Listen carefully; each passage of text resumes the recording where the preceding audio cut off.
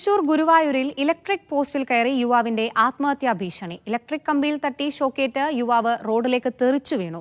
യുവാവിനെ ആശുപത്രിയിൽ പ്രവേശിപ്പിച്ചു.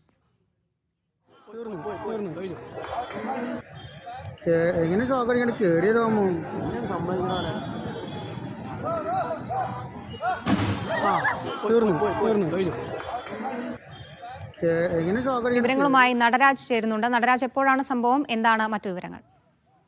ഗുരുവായൂർ ക്ഷേത്രത്തിന് സമീപമുള്ള മഞ്ജുള ആലിന് സമീപം അല്പസമയം മുമ്പാണ് സംഭവം.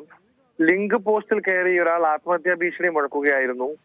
പ്രദേശത്ത് അപ്പോൾ തന്നെ പ്രദേശത്ത് നാട്ടുകാരൊക്കെ തന്നെ ഓടിക്കൂടി. അവർ അറിയിച്ചതിനെ തുടർന്ന് പോലീസും സ്ഥലത്തെത്തി.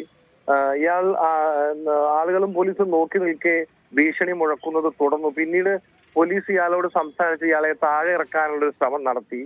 ഇതിന്റെ ഭാഗമായി അയാൾ പോസ്റ്റിൽ ഇരുന്ന് തിരിയുന്നതിനിടയിൽ ഇലക്ട്രിക് കമ്പിയിൽ തട്ടി ഷോക്കടിച്ച് റോഡിലേക്ക് തെറിച്ചു വീണു.